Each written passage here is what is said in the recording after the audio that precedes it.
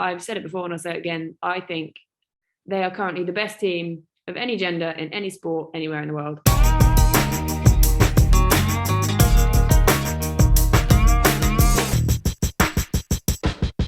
A fantastic ICC Women's World Cup has just come to an end last weekend with a thrilling final in circumstances that probably 3 weeks ago we would have never, ever dreamed of. But Australia worthy winners and England very, very plucky losers. So I just thought, let's get our voice of women's cricket, who has been covering the whole tournament for not only Times Radio and TalkSport. So we're very pleased to have the company of Georgie Heath. Georgie, how are you?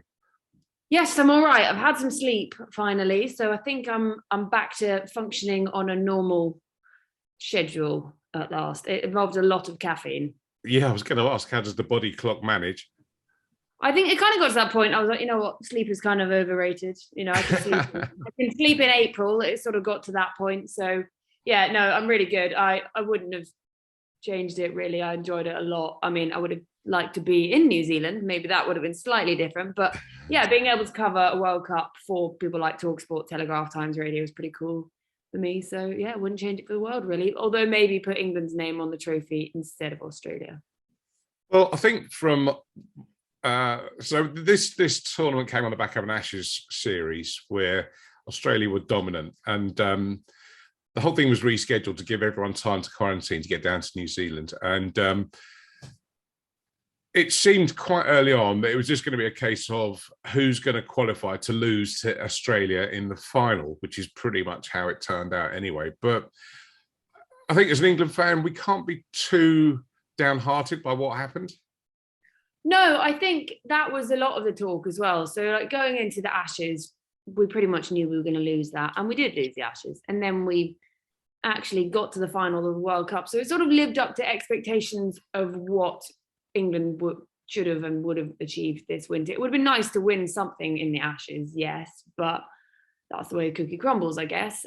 This tournament, like we took Australia pretty close to it in the first game, and seeing as we'd just been beaten by them back to back to back to back in the Ashes, and we weren't playing that well in that one, was kind of something to take away from it there. But yeah, we were down and out almost at one point. So thinking of that, obviously there's certain bits we shouldn't have lost in there. It's a shock loss to the West Indies. We then nearly basically gave New Zealand the game. Luckily managed to salvage that one, or we really would have been down and out. But and then obviously we came back, fought back really well against India, against Pakistan, and then having already lost to South Africa earlier on in the tournament, beat them pretty convincingly in the semi-final. So that's something that England can really take away from this, I think. And then Australia have just been so dominant in the women's game over the last few years. It was ever since they lost in that semi-final in 2017, when obviously England went on to win, they basically were like, right, this is our kick in the face, turn it around. What can we restructure, redo? How are we going to reformat this? And how are we going to have our names on that trophy in what should have been 2022, 2021, obviously, you know, all the restructuring, whatever date changes. But then they went and won the T20 World Cup, and now this one. And they've put the resources into it, they've put the funding in, they've got the structure in place, and they're reaping the rewards. And I think that's something the rest of the world is finally becoming privy to. Like England, we've now got a pretty well sorted domestic structure. We've got our Rachel Heyhoe Flint 50 overs, we've got the Charlotte Edwards Cup 20 overs. Say what you want about the 100, it has done wonders for the women's game. The coverage it's given it, the money, the sponsorship, the exposure for the women's game, just everything that's done for the women's game has just been amazing. And we'll put the men's aside for now, because people will just say what they want about that for now, and I don't think we're going to be changing their minds anytime soon. But I think England are finally getting in on that, and we brought in the contracts, obviously. And yes, we were behind Australia bringing in professional contracts and domestic contracts, so we were going to be behind in the bringing those players through to the top. But I think we are starting to see it. You've got people like Charlie Dean coming through, who obviously plays at Southern Vipers and London Spirit. And so she wouldn't have had that platform before all of this. And so she might not have been there. And that's a discovery we've made. And it shows that we've learned from what Australia have done, and hopefully be able to bring that in and bring our game up to their level, because they are a level above everyone at the moment. Profile's certainly a big thing, and as you mentioned, England were the holders of the World Cup from 2017, but I think at that time it wasn't necessarily such a big thing in terms of recognition and remuneration, and how much has changed. And as you just mentioned, various factors, with probably the icing on the cake being the 100. Now you've certainly got very recognisable figures in that women's cricket setup, and also, at long last, remuneration is being dealt with in more sensible conversations. So the trajectory is looking really good. No, it definitely is. I mean, there is still work to be done, and there's more money needs to go in if you just look at the pay gap differences in the 100. But once again, another story, money.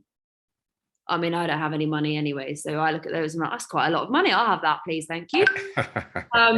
But yeah, I think it has come a long way, even in the last few years. Like COVID pandemic hit, and you were like, women's sport was basically the first thing to fall off the TV, and so it was almost last in, first out. But the ECB did do a great job bringing back in the Rachel Heyhoe Flint Trophy that year and sort of building from there. And now looking ahead, you know, every year we say, oh, is there going to be a women's IPL? We've now got women's PSL coming in, first year of the women's CPL this year. We've obviously got the 100, and there are talks. They always say there's talks, but it seems to be there are more talks and more positive talks for the idea of a women's IPL in the future, which we know how big cricket is in India, women's cricket, men's cricket, everything. It's huge. So that would be such a good stepping stone for women's cricket, professionalizing it, remuneration, more professional cricketers. The more professional cricketers you have, the more top quality cricket you're going to have. And it's true, because there are a lot of women stars right across the world now. I mean, I think pretty much everyone has top class players, top class names. I'm thinking of, I mean, obviously the Australians, the British, the English team. India have got more than a few, and the ages of them as well is amazing. You know, the average age in some of these teams is quite young, sort of 16, 17-year-olds regularly featuring. And what I love on that as well is that then you've got these 16, 17-year-olds, but then you've got someone who is just an absolute legend just of the game, Julian Goswami, obviously playing in India. They're making a film about her. It's going to be on Netflix. And she's got however many World Cup wickets, and they're all different people, which I just think was so cool. And she was an absolute bloody legend. She took her 200th ODI wicket or something, and she's just amazing. And like, she will retire. It's going to happen. Everyone has to retire at some point. You can't play forever. But she, even now, like, she's playing, the 16-year-olds playing, and it's everyone all in for one. If it's based on skill, that's how it should be, regardless of age. Tell that to Darren Stevens. So let's just talk about the World Cup final. One hell of a match, really. England won the toss and they put the Australians in. And was it a world record total they set? It was just, there were just world records falling in all directions. I mean, going back to the toss, it's one of those things. People forever will be like, oh, you know, we won the toss. Why did we make that decision? But if we then got 2 early wickets, everyone would have gone, oh, it's so inspired. You're never going to get 2 early wickets against Australia ever, really, at the moment, because they bat down to sort of number 506. But yeah, that's just Australia. I think, I mean, it was just record breaking. Watching that innings from Alyssa Healy was just inspired. Like, she is one of my favorite non-English sports people in any sport. So it was quite cool to watch that. And I was like, oh, she's just so great. And she also, you want to hate her because she's so good, but she just seems like such a good egg. And then she's married to Mitchell Starc, obviously. And so he's now the second best cricketer in their family, which I just love. And he was there watching and cheering and whatever. So what a family. Imagine them doing the egg and spoon at Parents' Day, you know, at Sports Day, taking on Catherine Brunt and Nat Siver. Yeah, particularly with her parents as well. Not Yeah, a and bad then cricketing family. exactly, and then up rocks, Marizanne Kapp and Dane van Niekerk. You could just have the couples all take each other on. It'd be fantastic. Cricket couples day, what a time. But yeah, and then obviously she scored that absolute staggering innings. But then we got to the end of their innings, and suddenly Annie Shrubsole's on a hat trick, and I was like, we've had it all in this innings. And then we started having a bit of a collapse, as you do. Nat Siver's like, you know what? No, we're not having a collapse. I am basically going to take us over the line. And there were times, and we were all there like, oh, actually, maybe we could do this. No, Yeah.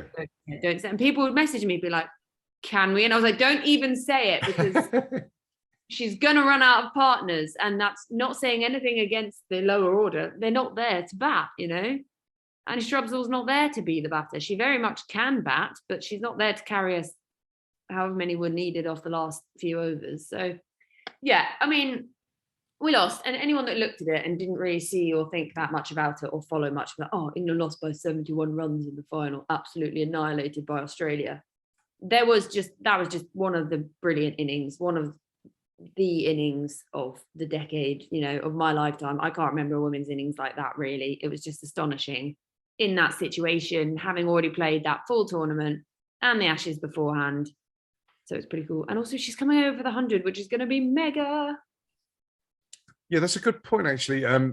They were a long time in the bubble or away from home, whatever way you want to dress it up. I mean, as you say, that was on the back of a full-blown Ashes tour. So I'm guessing it's 3 months minimum that they were traveling. Yeah, so I think the England girls flew out beginning of January kind of time, and then had to do the quarantine and all that when they got there, and then things got moved around to make quarantine time for the World Cup. So ODIs, T20s, Test matches all switched over, that kind of thing. And then they went out to New Zealand, had to quarantine for 10 days, which got shortened to 7 while they were quarantining. So I guess that was quite fun. But then it's still a bit more stress. You can't have your family like you would want them. You're masking all the time. You're doing all this extra stuff. You're being tested all the time. And it's all just a bit more of that added stress that you just don't need when you're already trying to win a World Cup, especially when you've lost the first 3 games. But I think they did such an amazing job of, showing their tenacity, showing their dedication. They were, we might thought they were down and out, and they were like, not a chance, and fought straight back. India, an incredible team, and they took a wicket with ball 1 or something, wasn't it? So yeah. And I think as you say, they got to the final, which was incredible. And I don't think, if you just look at the scorecard, I mean, the scorecard reads Australia won by 71 runs, but that doesn't really tell half the story of what actually happened, does it? No, having watched every ball through the night, I can tell you that wasn't the story. No, it was yeah, exactly. It wasn't what the scorecard tells, and you can't read a cricket match from a scorecard because it lasts 8 hours. You can't look at it for 8 seconds and be like, oh, that's a score, cool, right, easy. It doesn't work like that. That's why you read my amazing match reports, obviously. Oh yeah. Yeah, and so I think that was, I think they were, before we even went in it, if you put a win predictor, it was going to be sort of 70-30 really, unless we'd made some massive breakthrough straight away. But yeah, that's Australia for you at the moment, and that's just where they are. I've said it before and I'll say it again. I think they are currently the best team of any gender in any sport anywhere in the world.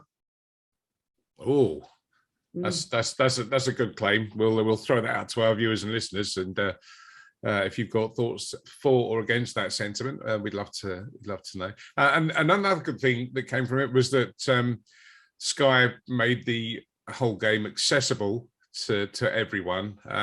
Seems to be something that they're starting to do. I know it happened with the Men's World Cup in what seems like the late 17th century now, when we won it in that famous game at Lord's. But I think the message is getting through that to give cricket the shot in the arm, one of the easy things to do is to make it accessible and free to air, and let more and more people watch.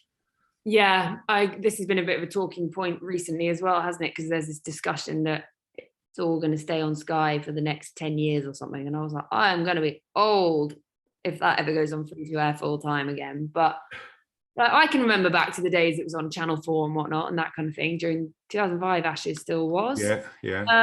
And I mean, it is great that they then put finals on free to air, but why just the final? There are other great games, but I guess it's a World Cup and it's quite hard. It's who has the rights, who has this, who has that. But the radio for me is actually my go-to place to get the cricket anyway. Really, I sort of shove it on the TV on silent with the radio on usually, or if I'm out and about, always have it on. So yeah, I think that's very difficult because then one day it's on Sky, one day it's on BT, and I can't afford to have all those different streaming sites. So that does make it difficult, and there's something that needs to be done there. But a lot of things, if you're not looking internationally, like the regional stuff, a lot of the regional women's is all over YouTube, streamed on sites from the different regions, really, like Western Storm, all of them. I think they have their own streaming. So that's quite a good way. The women's game do quite well on that front when they can get that. I mean, it's like one man and his camera, but still. So yeah, I think making it accessible is great because something like this final, regardless of who was going to win it, it was always going to be a spectacle of the women's game. And it was that. It had a bit of everything, you know, it had some bowling brilliance, it had batting brilliance, it had some great fielding. So it kind of had everything that you want to see in a women's game, except the win for the English fans. So you can imagine, I was kind of hoping that, you know, kids would wake up early on Sunday morning. I did have people being like, what time should I wake my daughter up? And I was like, well, she could just stay up all night. Yeah, give her loads of sweets and fizzy drinks. Start her on the pro class early. Not endorsing that, although I think I'd pro class recently. Yeah, and I think that would have been nice if they could wake up and watch it on the Sunday morning. And you know, Sunday morning viewing is the women's game, and you get people talking about their sons watching it because they want to bat like Nat Siver, and that's the kind of thing you want to hear. See it to be it. All those standards that we say all the time, but they're true. That's why we say it so often. Well, yeah, and of course, the one thing better than watching it on the telly or listening to it on the radio is actually being there. And the English season is about to start, and the 100, the ever controversial 100, but it's a good place to watch women's cricket this year. And some of the big names from the World Cup tournament are confirmed as taking part in the 100. And I've just seen that Australia's captain Meg Lanning is coming, Alyssa Healy that you mentioned. Okay, so Meg Lanning at the same team as Nat Siver and Catherine Brunt. Oh my God. Yeah. They couldn't come over last year. Sorry, I completely interrupted you in my excitement. But yeah, they couldn't come over last year, obviously, with one thing and another. Obviously, we've got Elise Perry staying at Birmingham Phoenix. She was meant to be there last year. You've got Shafali Verma's over there, I think. And then you've got, obviously, Alyssa Healy's gone north to the Superchargers. You've got Smriti Mandana back at the Originals. You've got AJ Wellington at the Brave. You've got people everywhere. And then you've got the trio of South Africans still at Oval at the Invincibles, and they were just incredible last year, all three of them together. So like Marizanne Kapp in that final was insane. She was just on one, as only Marizanne Kapp can. So I think it will be another step up again for the women's 100, and I just kind of hope it's not, you know, it's that difficult second album, really, isn't it? You had the success of it last year and the novelty, and then everything. Actually, it was quite nice thing that happened thanks to COVID was that they became these double headers with the men's, and that did a lot for the women's game. And obviously this year with the Commonwealth Games, the men's does start a bit earlier. So we'll see, I guess, what happens with all of that. But it's only because there's too much women's cricket, because there's the Commonwealth Games happening too. So this is no bad thing. Edgbaston as well, which would be mega. Yeah, that's right. And as you say, you know, this year the whole tournament is going to be boosted by the arrival of the big international names that were missing from last year. So there's lots to look forward to. And let's put aside all the arguments that are going on social media and everywhere else about this. Just look at it as just being an occasion for cricket. And it, you know, with talent like this on show, it's just so hard to resist. No, exactly. I often think if people argued as much for women's sport to have equality as they do for their different forms of a sport, then we'd be on quite level pegging. But that's another story. I think that the talent on show is just going to be amazing. It's another step up, really. The 100 did so much for the women's game last year. I got people asking me about it and being like, oh yeah, I'm going to go to this game, but I'm definitely rocking up earlier because I want to watch the women's game too. You know, it's difficult with work things sometimes, but at least catching the second half of it. And you've got kids, you know, young boys with female names on their backs, different things. I definitely want an Alyssa Healy shirt, and I've never supported Northern Superchargers, but you know, and so it's hopefully going to do just as well for the women's game as it did last year. And I think the World Cup had a lot of following, a big traction. So I'm kind of hoping that boosts this even more when people will see these international names coming over and getting involved. Well, I think something else that women's cricket is leading the way is in terms of, the diversity aspects of it, that no one cares. There's no big deal made out of anyone's sexuality or preferences or whatever you want to call it. It's just no big deal. Everyone gets on and plays. And I just find that so refreshing, given that in pretty much every other male sport, it remains, despite all the campaigns and all the banners and the gestures, it remains an immovable object. But in women's cricket, it's just, so what, Yeah, and I think it is great that none of those things matter. I don't know why they ever matter in anything. You've got married couples playing and they're absolutely smashing it. And how excited do we get when we get a Catherine Brunt, Nat Siver wicket? It's just the best. Same with Dane van Niekerk, Marizanne Kapp. I always feel you should have 2 wickets for that, take 2 home at the end of the day, have 2 bottles of whatever. But what's sad is, I guess, we spend so much time fighting the problem that we're actually just women, that everything else is just, that is just, we shouldn't have to fight this part in the first place. So everything else is just, it puts it into perspective that it just doesn't matter. Like, love who you love, do what you want, see who you want to see. I posted a picture the other day and it was, I don't know if you saw it on my Twitter, it was Catherine Brunt and Nat Siver, looking into each other's face at the end of the game. They've obviously just lost the World Cup and probably won't see Catherine Brunt in the next one, unsure on Nat Siver, who knows.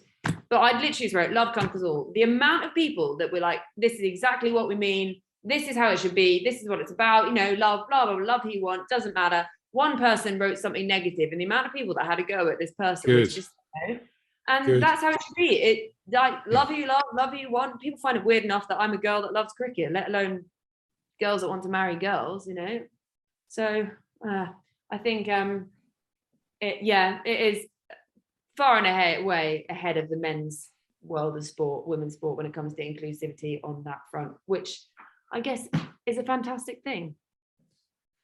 Well, we look forward to a fantastic summer of women's cricket, and doubtless we'll have you back on to update us and give us your thoughts and views. Always great to catch up, Georgie.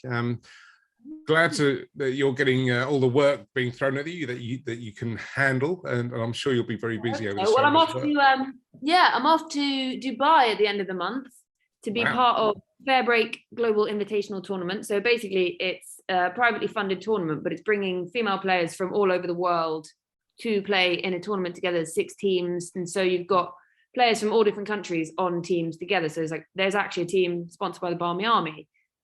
You've got people like Marizanne Kapp playing. You've got people like Marianne Masundo from Zimbabwe. You've got Austrian players. You've got Australian players, New Zealand, South Africa, West Indies. There's talk of English players, but cannot divulge or any of that yet because A, I don't know, and B, I probably couldn't tell you anyway. Stefani Taylor is captaining a side. So it's going to be a really good showcase of women's sport, not just in the nations we hear about all the time, but the associate nations too. You've got Brazilian players. Moreta Avery she's on the Barmy Army side. So yeah, it's going to be amazing and show, I think, the ever-growing depth of the women's game globally, and that there's these associate nations up and coming too. So it's going to be fab.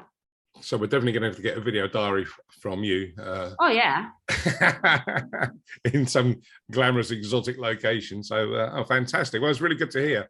And enjoy yourself. We'll catch up. So share Fair Break far and wide, because it needs all the coverage, because it's going to be quite a display of cricket, I think. Well, we'll put all the links up on our social media and our wherever we see and hear our name being mentioned. So, I'm just thinking, why didn't I get invites like that? Furthest I go is... I think there were a lot of me being annoying, and they were just like, okay, fine. Well, our motto is you don't ask, you don't get. So the only way to be. I know. I've never been to Dubai before. I was like, Mum, can you look after my dog again? All right, Georgie, brilliant to catch up, and we'll speak to you hopefully in Dubai. Yeah, and then obviously you and I, we're still on for those beers. Oh yes, always. Fabulous. Well, stay safe, all those things. Don't get COVID again. No. And I guess I've got to go and do something productive with the rest of my day. have a fab afternoon, get out in the sun. I can see the most enormous grey cloud looming. I like to think it's not a metaphor for my day. But who knows? Right, I'm have sure a it fab isn't. afternoon. Okay. Nice to be on again. Georgie Heath from Women's Cricket Chat and many other outlets these days. Many thanks for your time.